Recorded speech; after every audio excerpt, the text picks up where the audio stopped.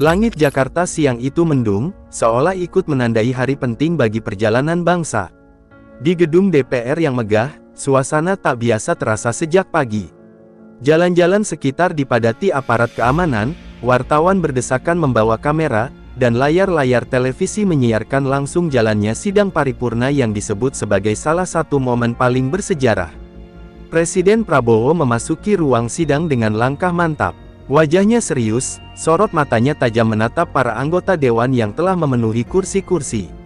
Riuh tepuk tangan terdengar dari sebagian besar hadirin, namun di sudut-sudut ruangan tampak wajah-wajah kaku yang menyembunyikan kecemasan. Prabowo tidak membuang waktu, ia langsung berdiri di podium dan membuka pidato yang akan menggemparkan ruang sidang. Negara ini tidak boleh lagi dikangkangi oleh maling berseragam rapi. RUU perampasan aset koruptor adalah jawaban kita atas penderitaan rakyat, ujarnya dengan suara menggelegar. Kalimat itu membuat suasana tegang seketika. Beberapa anggota dewan tampak saling pandang, sebagian mengangguk setuju, sebagian lain mencatat sesuatu dengan wajah dingin. Di bangku wartawan, kilatan kamera menyala silih berganti. Media berlomba menangkap ekspresi tiap tokoh, terutama mereka yang selama ini dikenal dekat dengan kasus-kasus korupsi. Sorotan kamera tidak hanya menampilkan Prabowo, tetapi juga barisan oposisi yang duduk berseberangan, menyembunyikan rasa gelisah di balik senyum tipis.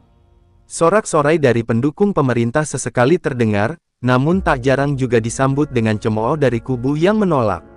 Ketua sidang berulang kali mengetuk palu, berusaha menjaga ketertiban.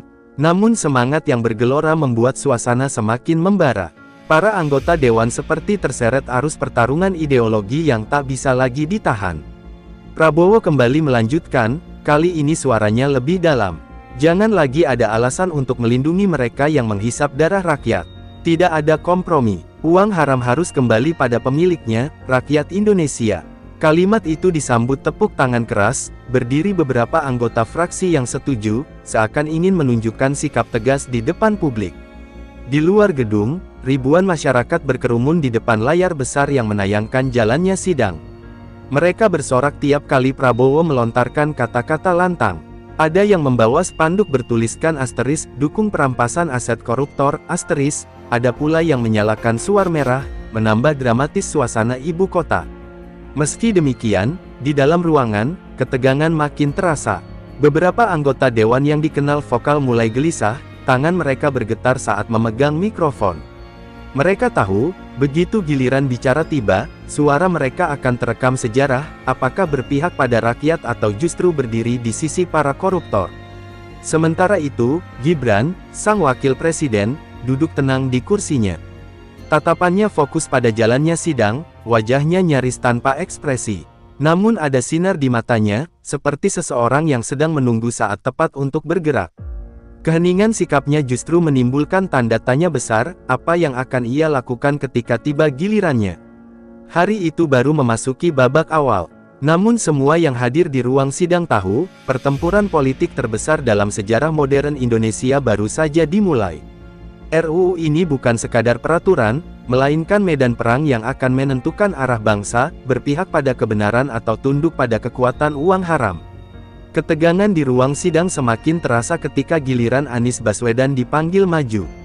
Sosoknya melangkah perlahan ke podium, mengenakan jas rapi dengan wajah tenang, seolah tidak terpengaruh oleh sorak-sorai maupun tatapan tajam lawan politik. Ruangan yang semula bising tiba-tiba hening, semua menanti apa yang akan diucapkan mantan Gubernur DKI itu. Anies menarik napas panjang sebelum berbicara. Kita semua sepakat bahwa korupsi adalah musuh bersama. Namun, saya menolak RUU ini karena berpotensi menabrak prinsip keadilan. Jangan sampai undang-undang dipakai sebagai alat kekuasaan untuk menjatuhkan lawan politik, ujarnya lantang. Kata-kata itu langsung memicu gemuruh, sebagian bersorak mendukung, sebagian lain mencibir. Ia melanjutkan dengan suara yang lebih tegas. Jangan biarkan rakyat kehilangan hak hanya karena tafsir hukum yang bisa digeser sesuai kepentingan. Kita tidak ingin Indonesia berubah menjadi negara otoriter yang bersembunyi di balik jargon anti-korupsi. Pernyataan itu membuat kamera media langsung mengarah padanya, merekam tiap gestur yang bisa menjadi berita besar. Sorakan keras terdengar dari barisan oposisi, mendukung penuh pidato tersebut. Mereka berdiri, mengacungkan tangan, seolah menemukan juru bicara yang berani menantang arus besar.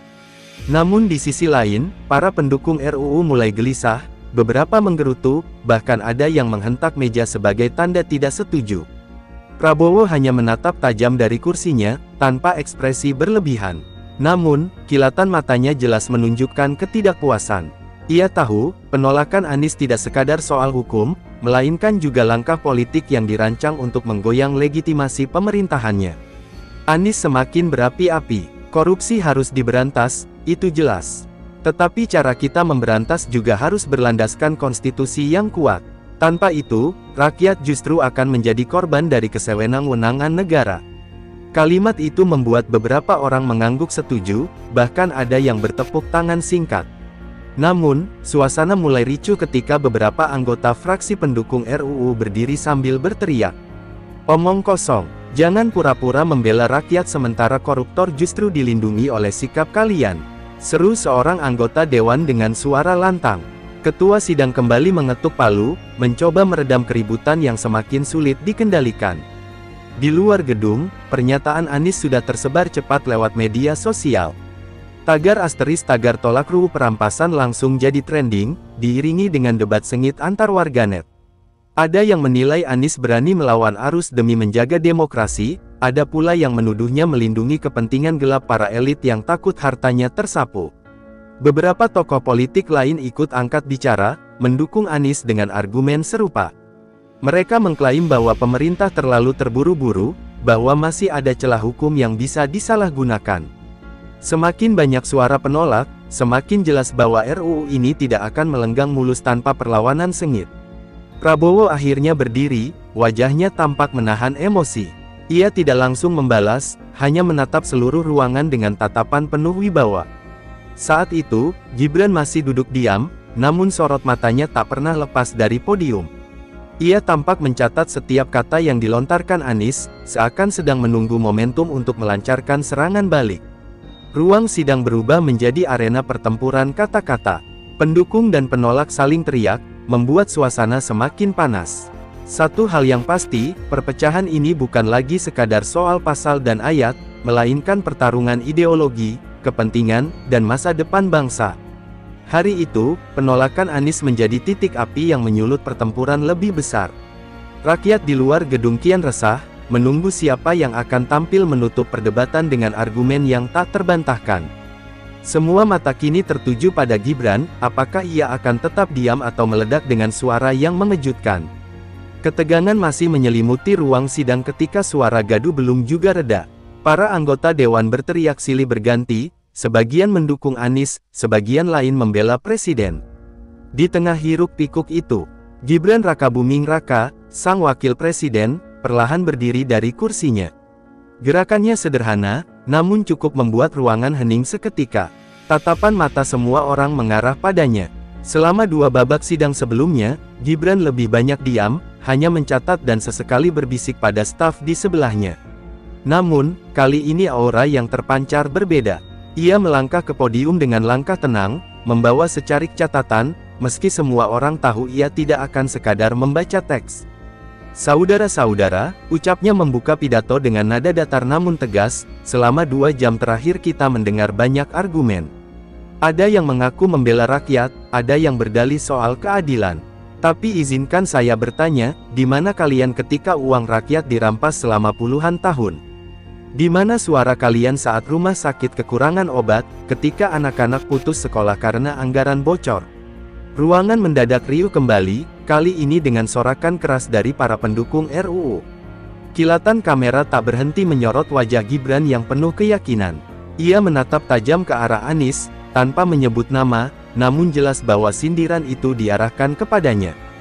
"Jangan pura-pura peduli pada rakyat," lanjut Gibran, kini suaranya meninggi, "jika kalian sebenarnya takut aset gelap kalian terbongkar. Rakyat sudah muak dengan alasan bertele-tele. Korupsi bukan soal politik, ini soal moral. Dan moral tidak bisa ditawar-tawar." Kata-kata itu seperti petir yang mengguncang seluruh ruangan. Beberapa anggota fraksi yang semula diam kini berdiri, memberi tepuk tangan panjang. Sementara kubu oposisi tampak gelisah, sebagian memalingkan wajah, sebagian lain berusaha menyusun serangan balik. Namun, momentum sudah berpindah. Suasana benar-benar berubah, seakan energi ruang sidang kini dikuasai oleh sosok muda itu. Di luar gedung, suara rakyat yang menonton lewat layar besar meledak dalam sorakan. Nama Gibran bergema, diteriakkan oleh ribuan mahasiswa, buruh, dan warga biasa. Media sosial pun dipenuhi potongan pidato lantangnya, dengan tagar tagar Gibran bela rakyat melesat ke puncak trending. Anies mencoba menahan ekspresi, namun sorot matanya jelas menunjukkan ia terpojok. Ia mengangkat tangan, meminta waktu untuk menanggapi, tetapi sorak pendukung Gibran membuat suaranya tenggelam. Ketua sidang terpaksa kembali mengetuk palu berkali-kali, meski sulit meredam gelombang dukungan yang terus bergemuruh. Prabowo tersenyum tipis dari kursinya, matanya berbinar bangga. Ia tidak ikut bicara, hanya memberi anggukan kecil pada putra Jokowi itu.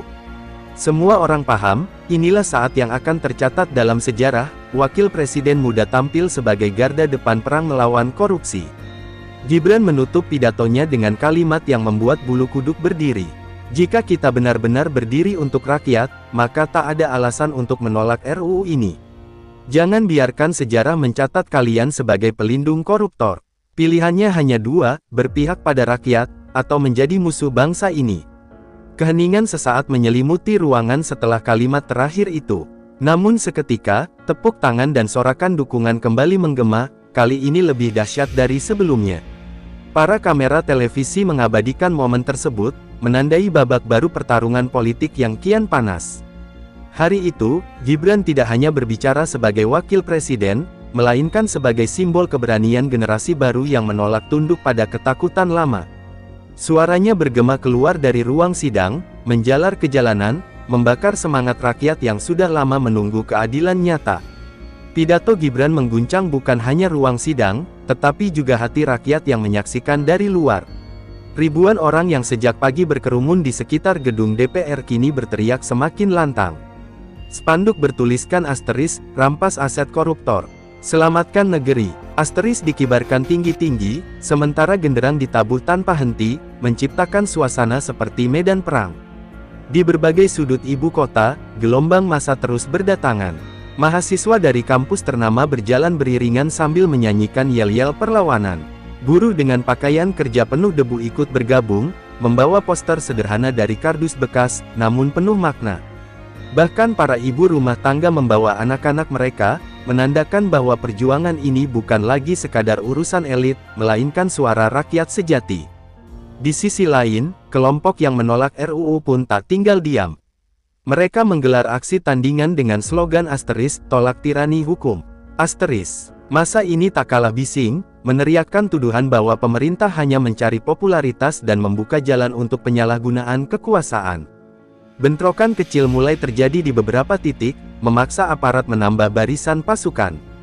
Langit Jakarta sore itu dipenuhi suara sirene. Aparat berbaris rapat, membentuk pagar betis di depan gedung DPR. Polisi anti huru-hara lengkap dengan tameng dan gas air mata sudah bersiaga. Wartawan yang meliput terpaksa berlindung di balik kendaraan, khawatir keributan akan berubah menjadi kerusuhan besar. Di layar televisi nasional, suasana itu tersiar langsung. Dari ruang tamu rumah sederhana hingga kafe elit, semua mata terpaku pada peristiwa yang berlangsung. Narasi media terbagi, ada yang menonjolkan heroisme rakyat mendukung RUU, ada pula yang mengangkat suara oposisi sebagai bentuk perlawanan terhadap rezim. Perang opini kian sengit, membuat masyarakat terbelah. Sementara itu, di dalam gedung, gema teriakan dari luar terdengar jelas hingga ke ruang sidang. Beberapa anggota dewan tampak gusar, khawatir aksi massa akan menekan keputusan.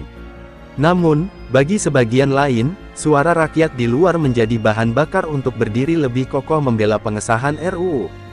Seorang mahasiswa dengan wajah penuh semangat berteriak lantang dari atas mobil komando. Hari ini kita saksikan siapa kawan, siapa lawan rakyat. Jika mereka menolak RUU ini, berarti mereka berdiri bersama koruptor. Suaranya bergema, disambut ribuan suara yang mengulang kalimat tersebut seperti mantra perlawanan. Di tengah kerumunan, suasana semakin memanas. Dua kelompok massa saling dorong, saling balas teriakan, hingga lemparan botol mulai melayang.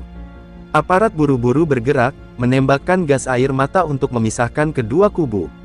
Asap putih mengepul, membuat banyak orang batuk dan berlari mencari perlindungan, namun semangat perlawanan tak mereda. Gibran yang masih berada di ruang sidang sempat mendengar laporan tentang kondisi di luar. Dengan wajah tegang, ia berkata kepada seorang staf, "Ini bukan sekadar sidang, ini sudah menjadi pertarungan hidup mati rakyat melawan korupsi. Jangan biarkan mereka padam semangatnya." Kata-kata itu menegaskan bahwa ia sadar, pertempuran tak hanya terjadi di dalam gedung, melainkan juga di jalanan. Prabowo tetap tenang, meski sorot matanya menunjukkan kewaspadaan. Ia tahu, semakin lama situasi dibiarkan, semakin besar risiko kerusuhan. Namun ia juga paham, suara rakyat hari itu adalah modal politik yang tak boleh diabaikan. Ia memilih diam, memberi ruang pada momentum yang sedang tumbuh. Anies dan kubunya mulai gelisah. Mereka mendapat kabar bahwa banyak simpatisan mereka di luar kalah jumlah dibandingkan masa pendukung RUU. Wajah-wajah oposisi di ruang sidang terlihat cemas, beberapa bahkan sibuk menghubungi jaringan mereka melalui ponsel, berusaha mengendalikan keadaan yang kian tak menentu. Malam menjelang, namun semangat rakyat tak surut. Obor-obor mulai dinyalakan, menciptakan pemandangan dramatis di sekitar gedung DPR. Cahaya api berkobar, menerangi wajah penuh tekad para demonstran. Di udara, hanya ada satu seruan yang terus bergema, rampas aset koruptor. Hidup rakyat, Sementara jalanan Jakarta dipenuhi pekikan rakyat, di sebuah hotel mewah di kawasan Sudirman, sekelompok elit politik mengadakan pertemuan rahasia. Lampu kristal berkilau, meja panjang dipenuhi gelas kristal dan botol anggur mahal, kontras dengan teriakan massa di luar. Wajah-wajah yang hadir menunjukkan kekhawatiran, sebagian bahkan pucat seperti baru menerima vonis. Seorang tokoh senior membuka percakapan dengan nada getir. "Jika RUU ini lolos, kita semua tamat. Aset yang kita simpan di luar negeri, rekening rahasia, bahkan tanah-tanah yang kita kuasai bisa dirampas. Jangan kira mereka tidak tahu." Ucapannya membuat beberapa yang hadir menunduk, seakan kalimat itu mengupas habis isi hati mereka. Ada yang mencoba menenangkan, namun suaranya bergetar. "Tenang, masih ada jalan. Kita punya pengaruh di DPR, kita punya media, kita punya uang. Selama kita bersatu, RUU itu bisa kita tahan." Namun kalimat itu terdengar lebih seperti doa daripada keyakinan. Beberapa politisi muda yang hadir tampak resah, merasa perang ini terlalu besar. Salah satunya berkata lirih, "Tapi rakyat sudah bergerak. Mereka bukan lagi diam. Kalau kita melawan secara terbuka, kita bisa kehilangan segalanya, bahkan kursi kita." Ucapan itu disambut dengan tatapan tajam, tanda bahwa keraguan dianggap pengkhianatan. Di luar ruangan rapat, para staf bergegas keluar masuk, membawa dokumen dan telepon genggam yang tak berhenti berdering. Instruksi mulai disusun, sebarkan isu bahwa RUU ini hanyalah kedok untuk menyingkirkan lawan politik, buat opini bahwa pemerintah sedang menuju otoritarianisme. Semua strategi komunikasi itu dirancang kilat, demi membalikkan arus opini publik. Salah satu media besar tiba-tiba mendapat telepon dari orang penting yang hadir di ruangan itu. "Besok, headline kalian harus serang Gibran. Angkat isu bahwa dia hanya mencari panggung. Jika perlu, gali masa lalunya, buat dia jatuh di mata rakyat." Wartawan yang menerima telepon hanya bisa terdiam, sadar dirinya sedang menjadi bagian dari permainan berbahaya. Intrik tak berhenti di situ. Beberapa pejabat berpengaruh mulai menghubungi kolega mereka di luar negeri. Ada yang berusaha memindahkan aset ke tempat yang lebih tersembunyi, ada pula yang menawarkan suap kepada oknum tertentu agar RUU ini diperlambat prosesnya. Bayangan kehancuran membuat mereka panik seperti hewan yang terpojok. Namun, tidak semua peserta rapat sepakat dengan jalan gelap itu. Seorang politisi yang masih menyimpan idealisme menentang keras. "Kalau terus begini, kita hanya memperlihatkan ketakutan kita. Justru dengan melawan terang-terangan, rakyat akan tahu siapa yang sebenarnya kita lindungi." Suaranya tenggelam dalam riuh penolakan yang lain, seolah ia hanyalah minoritas yang tak berarti. Rapat berlangsung hingga larut malam. Asap rokok memenuhi ruangan, suara meja dihantam berkali-kali menandakan emosi yang tak terbendung. Semakin lama, semakin jelas bahwa mereka tidak lagi membicarakan kepentingan bangsa, melainkan kepentingan perut dan nama keluarga. Sementara itu, di luar gedung hotel, puluhan wartawan mencium adanya pertemuan rahasia. Mereka mencoba memotret dari jauh, meski dijaga ketat aparat berpakaian sipil. Beberapa foto buram yang berhasil didapat bocor ke media sosial, memicu spekulasi bahwa ada persekutuan hitam yang sedang bekerja menghalangi RUU. Berita tentang pertemuan itu cepat menyebar, memperkuat keyakinan rakyat bahwa ada kekuatan besar yang mencoba menggagalkan perjuangan mereka. Seruan untuk mengepung hotel bahkan mulai bermunculan di media sosial, menambah ketegangan malam itu. Intrik di balik layar semakin menegaskan satu hal, pertarungan ini bukan lagi sekadar soal hukum, melainkan juga soal kelangsungan hidup segelintir orang yang selama ini menikmati kekayaan dari darah rakyat. Mereka tahu, jika RUU ini benar-benar disahkan, semua kedok akan terbongkar, dan jalan mereka menuju kehancuran tak bisa lagi dihindari. Keesokan harinya, ruang sidang kembali dipadati oleh wajah-wajah penuh tegang. Setelah semalam beredar kabar adanya pertemuan rahasia elit di sebuah hotel mewah, suasana menjadi lebih panas dari biasanya. Media menggiring isu bahwa ada kekuatan bayangan yang ingin menjegal RUU perampasan aset koruptor.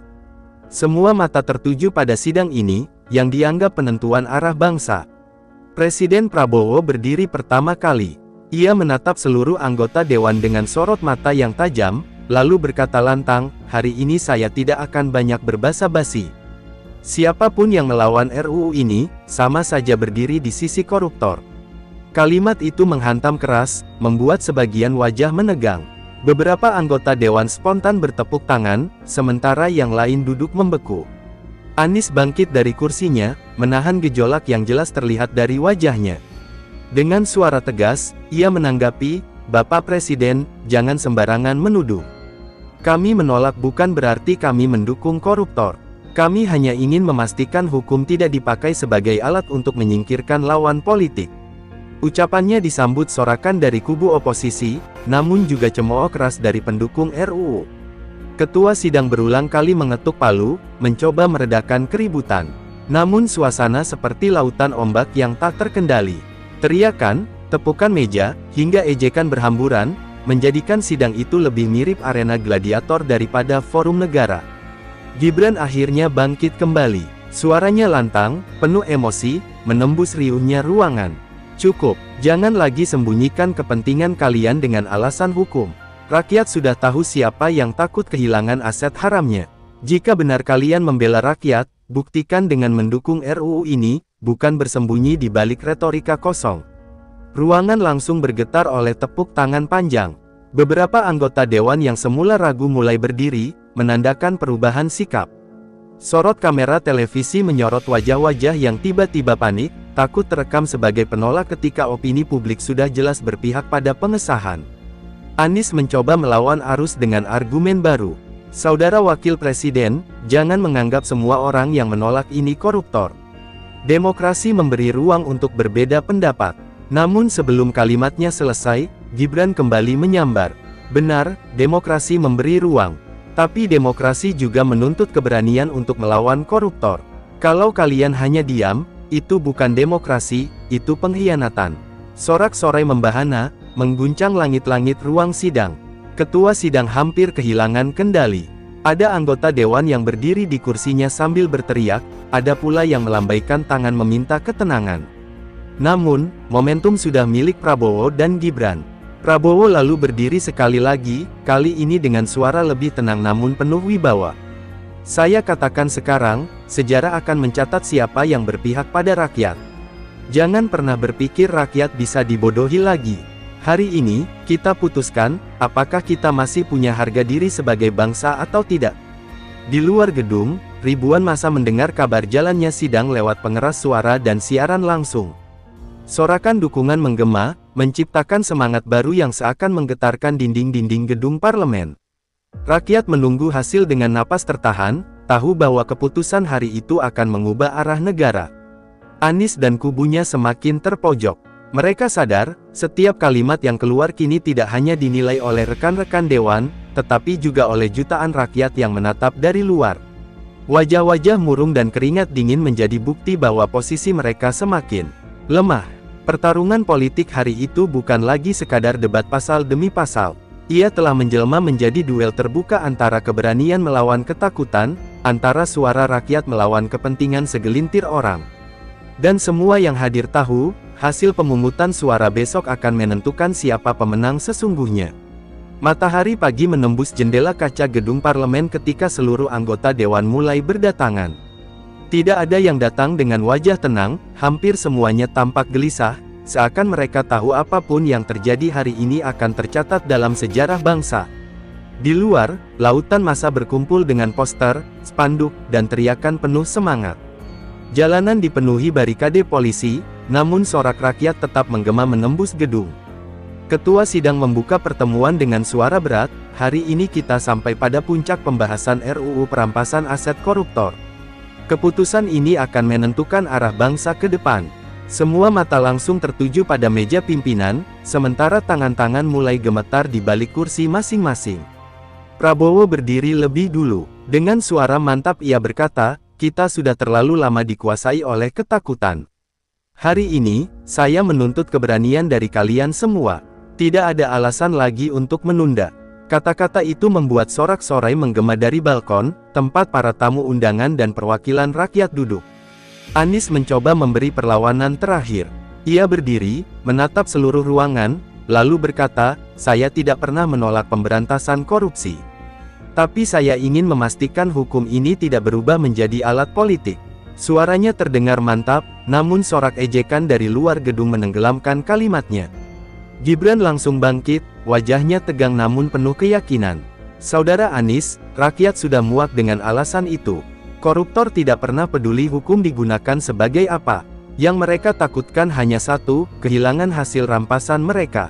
Dan hari ini kita harus tunjukkan bahwa negara lebih berkuasa daripada koruptor." Kalimatnya meledak seperti petir, membuat banyak anggota dewan terdiam. Ketua sidang kemudian mengetuk palu. "Kita lanjutkan ke pemungutan suara." Ruangan mendadak sunyi. Suara napas terdengar jelas, seakan semua menahan detak jantung. Satu persatu anggota dewan dipanggil untuk menyatakan sikap.